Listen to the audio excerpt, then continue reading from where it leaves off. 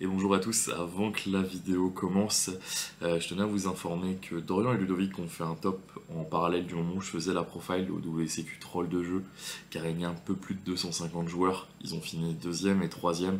Alors, sur la profile que vous allez voir, il n'y a que moi dessus, mais Dorian et Ludo jouaient exactement la même, pour les mêmes raisons, avec les mêmes explications, puisque c'est une démarche d'équipe. Du coup, je vous laisse découvrir ça. Je tenais à leur faire une petite part dans la vidéo parce que, mine de rien, ils ont énormément travaillé sur la liste aussi. Un gros GG à eux, bonne vidéo à vous et à une prochaine. Et tchuss. Et salut tout le monde.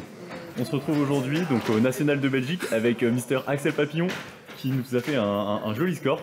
Donc vas-y, je t'en J'ai prie. fait un 6-2 pendant les rounds et je termine en top 4 du coup.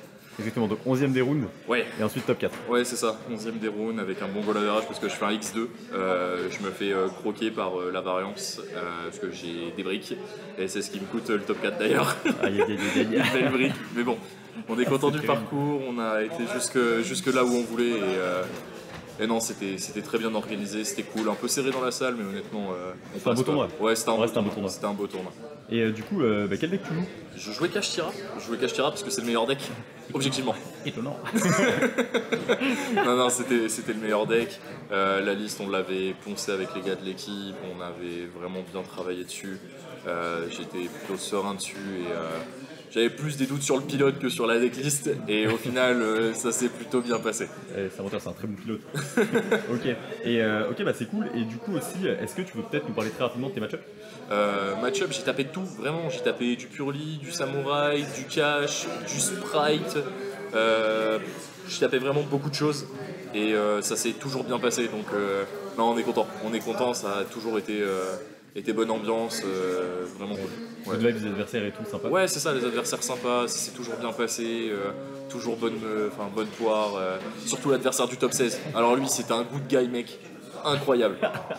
T'en parleras maintenant. Parce que non, c'est vrai qu'il jouait bien, tu l'as take en quoi? 15 minutes, à peu près le temps qu'il fasse parce qu'il était pas là et que je puisse prendre la win. Ah, bien vu. Bon, est-ce qu'on passerait pas à la decklist? Vas-y, on passe à la decklist. Perfecto. Ok, donc pour la decklist. Ouais, alors au niveau de la decklist, on l'a bossé avec Dorian, Baba, enfin tous les gars de l'équipe. Et on est arrivé à un espèce de mélange entre des board breakers, des magies rapides pour pouvoir gérer les boards en face, jouer un peu de end-trap pour répondre au format. Du coup, c'est assez équilibré, il y a très peu d'end-trap dedans. Et il y a un bon mix entre les board breakers et les end-trap, vous allez voir. On va commencer avec les caches, un Scarecrow, 2 Risers, 3 Fenrir, 3 licornes. Bon, les ratios, on les explique plus aujourd'hui, ils sont assez classiques. Une Big Bang, 3 Théos, 3 Bursts et les 4 terrains. Donc ça, bon, c'est pas... on n'a pas inventé l'eau tiède, quoi. On est resté assez basique sur ce qu'on jouait depuis les quelques mois. Au niveau des magies rapides, on jouait 3 Book of Moon. La carte, elle est trop bien, elle est vraiment trop bien, elle te permet de gérer le Shangri-La adverse. Le petit secret qui m'a fait gagner une game pendant les rounds et celui de ma chérie, donc impeccable, la meilleure. 2 pads, 2 TTT, 2 DRNM. Pour la raison que j'ai expliqué, on veut être bon contre à peu près tout, que ça soit jouer contre SHS et pouvoir break le board ou contre Crash Tira et pouvoir break le board. Les pots pour aller dig dans le pack. Drôle parce que c'est la meilleure end-trap du format. Alors on en a mis que 2 parce que pour nous ça touche que Kashtira, enfin ça touche que SHS. Kashtira le prend pas assez bien, enfin sauf dans certains setups. Purely ça joue au tour. Donc on a dit on va juste respecter SHS et on va en mettre 2. 3 golems pour gérer les boards et Bébou Shifter. Alors au niveau des ratios aussi, ils sont faits vis-à-vis de fiches de side, c'est-à-dire qu'on savait exactement nos patterns de side au fur et à mesure des games. Donc le side, je vais vous le montrer après, il a des ratios un peu chelous. Au niveau de l'extra deck, pareil, on n'a pas inventé l'eau chaude sur les Kashtira. Oui, je le mets en Kashtira, et alors? Le Diablosis, donc bon, ça on n'explique plus. 2 Zeus, 2 Big Eyes, parce qu'on aime bien tourner autour du Diablosis adverse et c'est des bonnes cartes. Un Dark Arm. Au niveau des targets dans l'extra deck pour Rise, alors on a joué le School parce qu'on le trouvait plus pertinent que de jouer le Goliath. Honnêtement, il m'a pas servi du tournoi. Enfin, les trois m'ont pas servi du tournoi pour être plus précis, donc comme ça c'est réglé.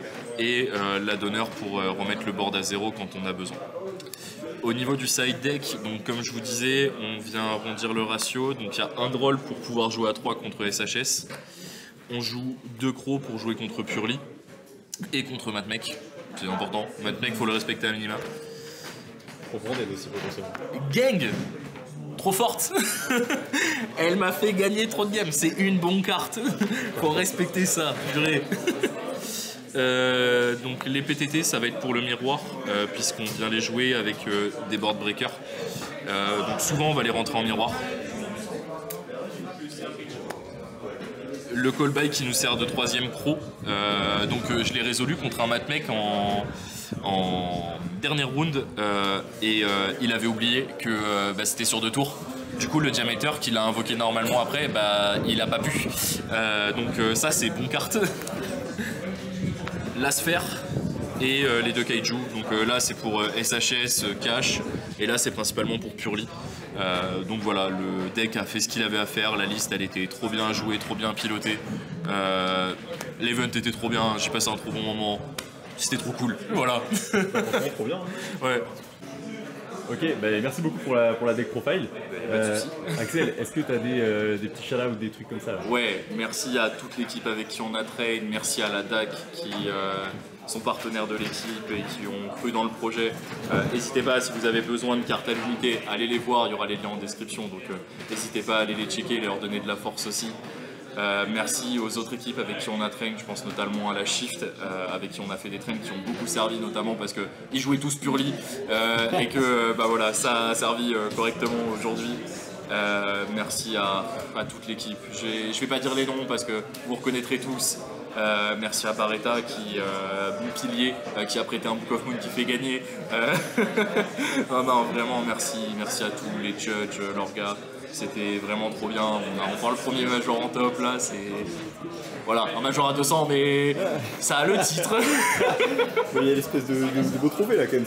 Ouais, mais c'est cool, c'est joli. Ça... Ouais, non, il est beau. Franchement, il est beau. Et écoute, merci beaucoup à toi. Encore bravo, félicitations. Merci beaucoup. Et puis à une prochaine. Salut. Ah si, abonnez-vous, c'est important.